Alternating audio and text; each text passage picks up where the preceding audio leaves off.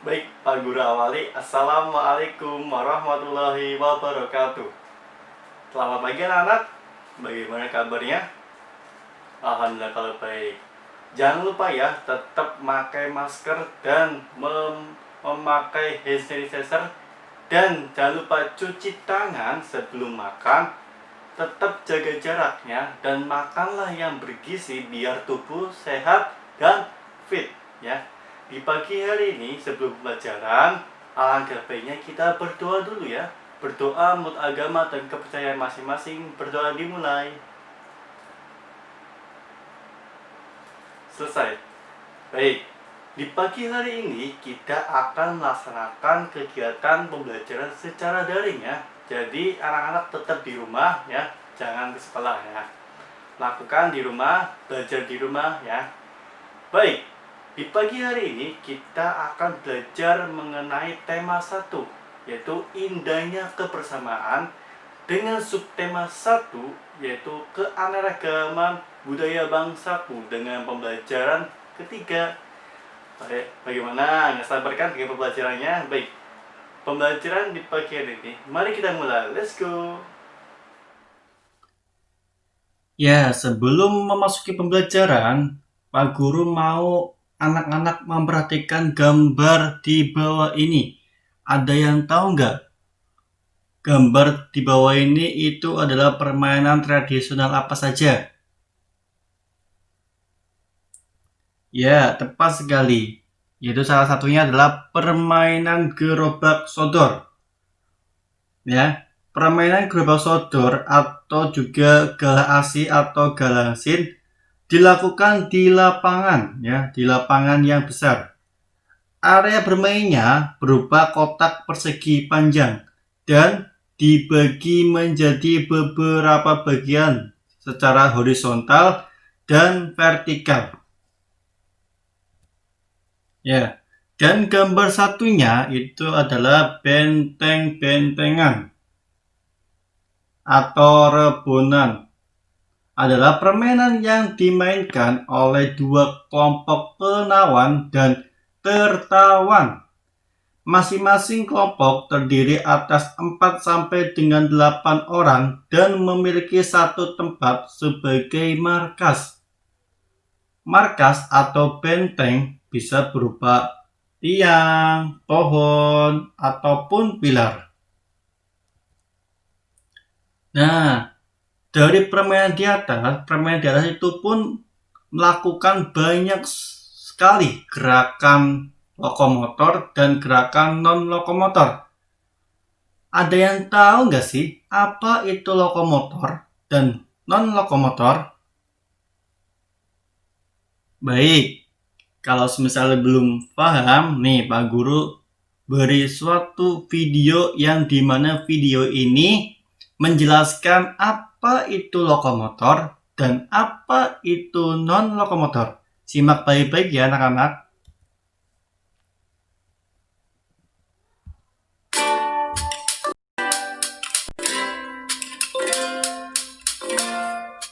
Gerak lokomotor.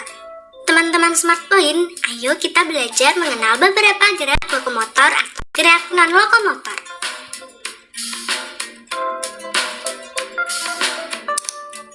Apa yang dimaksud gerak lokomotor itu? Gerak lokomotor adalah gerakan berpindah tempat di mana bagian tubuh tertentu bergerak atau berpindah tempat.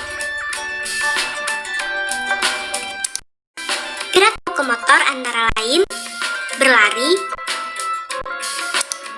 melompat, berjalan, memanjat.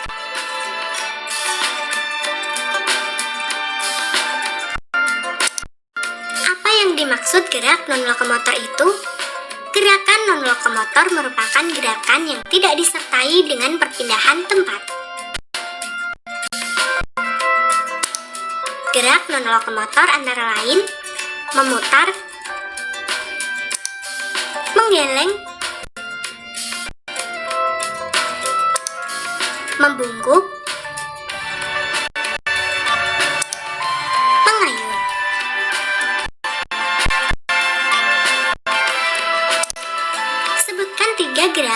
lokomotor yang dapat kita lakukan. Berlari, melompat, dan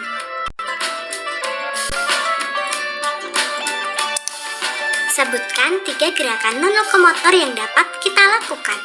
Menggeleng, membakar, mengayun. Nah, itu adalah beberapa gerakan lokomotor dan non-lokomotor yang dapat kita lakukan. Sampai jumpa lagi teman-teman.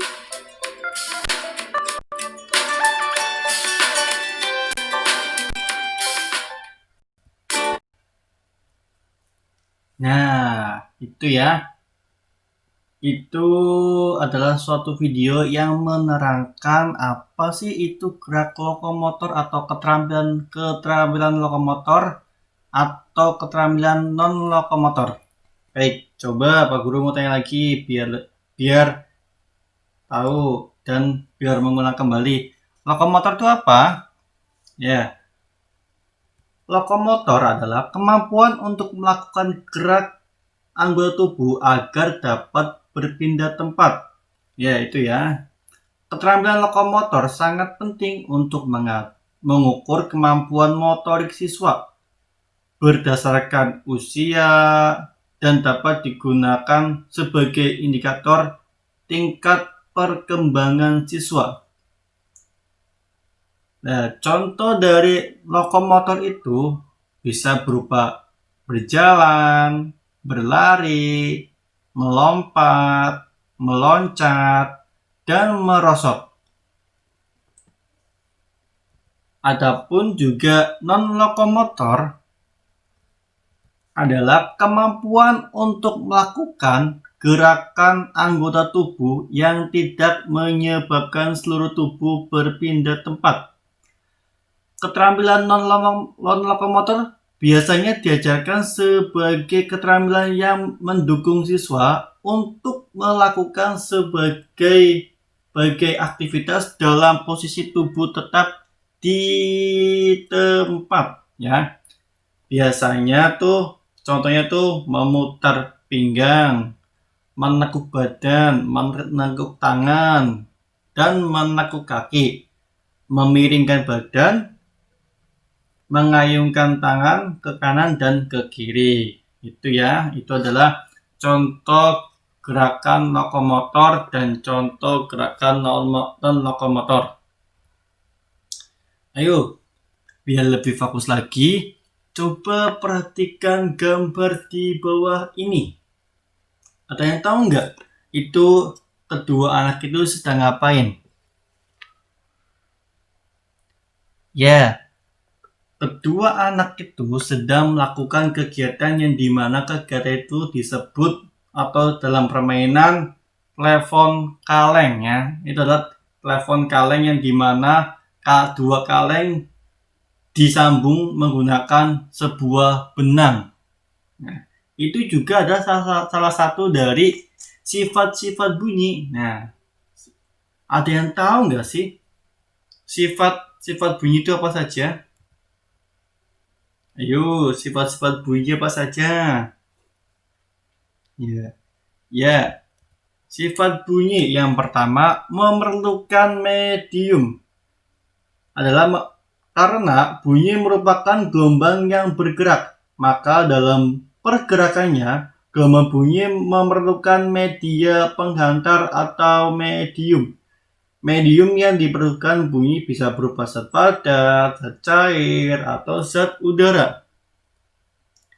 Yang kedua dari sifat-sifat bunyi adalah bunyi dapat dipantulkan atau refleksi.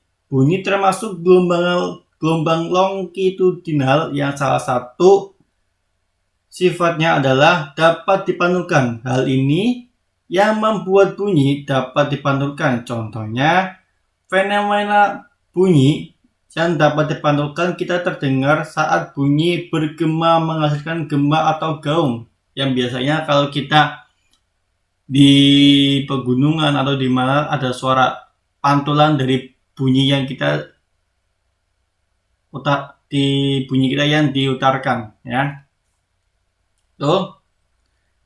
Sifat bunyi yang ketiga dapat dibiaskan. ya, dapat dibiaskan atau refraksi. Hal ini menyebabkan suara yang dihasilkan tidak sekeras aslinya. Contohnya, fenomena bunyi dapat dibiaskan adalah suara petir terdengar lebih keras di malam hari karena suhu udara bawah lebih tinggi dari suhu udara atas, ya. Selanjutnya, sifat-sifat bunyi yang keempat adalah mengalami pelanturan. Bunyi juga memiliki sifat dapat mengalami pelanturan atau bisa disebut juga difraksi, ya. Hal ini karena gelombang bunyi memiliki panjang dalam rentang sentimeter dan beberapa meter, sehingga menjadi lebih mudah mengalami difraksi. Contohnya, fenomena bunyi dilenturkan adalah ketika kita mendengar suara mobil di tikungan jalan meski kita belum melihat mobil itu berbelok, tapi bunyinya sudah sampai terlebih dahulu, gitu ya. Yang kelima yaitu mengalami perpaduan. Sifat bunyi lainnya adalah mengalami perpaduan atau interferensi. Maksudnya bunyi yang kita dengar dari dua buah sumber yang berbeda. Namun, apabila memiliki frekuensi yang sama, maka kita akan mendengarkan lebih keras lagi. Contohnya itu adalah fenomena suara dipadukan adalah saat dua loudspeaker menyetel lagu. Kita akan mendengar suara yang kuat dan suara lemah secara bergantian. Ayo. Yang keenam, ada yang tahu nggak? Sifat bunyi termasuk golongan longitudinal. Ya, sifat gelombang bunyi selanjutnya adalah termasuk dalam kategori gelombang longitudinal. Adalah yang dimaksud gelombang longitudinal adalah gelombang yang arah rambatannya sejajar atau sama dengan arah getarannya. Jika arah getaran bunyi ke kanan, maka gelombang bunyi juga akan merambat ke kanan, ya. Itu adalah sifat-sifat bunyi yang bisa kita ketahui, yaitu yang pertama memerlukan medium, yang kedua dapat dipantulkan, yang ketiga dapat dibiaskan, yang keempat mengalami pelanturan, yang kelima mengalami perpaduan, yang terakhir termasuk gelombang longitudinal. Ya, itu adalah sifat-sifat bunyi. Selanjutnya, ada yang tahu nggak perbedaan dari gagasan pokok dan gagasan pendukung? Ya, gagasan pokok atau ide pokok adalah gagasan atau ide yang menjadi pokok atau pokok pikiran utama dalam menggambarkan paragraf suatu bacaan itu sendiri. Gagasan pokok berupa kalimat utama yang ditemukan pada awal paragraf, yaitu bisa disebut kalau paragraf yang di awal bisa disebut juga paragraf deduktif, dan bila di akhir paragraf bisa disebut juga paragraf induktif. Atau pada awal dan akhir, atau bisa kita menjumpai juga gagasan pokok itu ada di atas dan ada di bawah. Bisa disebut juga paragraf campuran, gitu ya. Sedangkan gagasan pendukung adalah uraian atau tambahan informasi yang mendukung gagasan pokok. Gagasan pendukung berupa kalimat penjelas yang memberi tambahan untuk gagasan utama. Ada sebagai pendukung atau penguat dari gagasan utama itu adalah gagasan pendukung.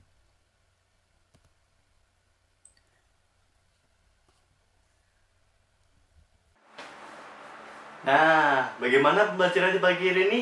Apakah seru?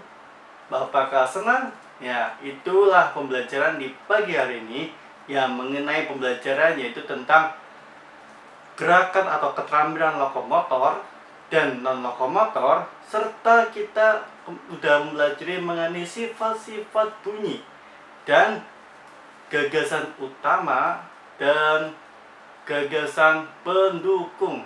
Baik ya, itu pembelajaran di pagi hari ini. Semoga bermanfaat dan tetap di rumah ya. Tetap di rumah dan jangan lupa belajar biar nilainya tetap bagus. Itu saja dari Pak Guru. Sebelum mengakhiri kegiatan pembelajaran di pagi hari ini, alangkah baiknya kita berdoa dulu. Berdoa dimulai. Berdoa selesai. Baik, itu saja yang Pak Guru bisa disampaikan. Pak Guru akhiri. Wassalamualaikum warahmatullahi wabarakatuh. Dadah.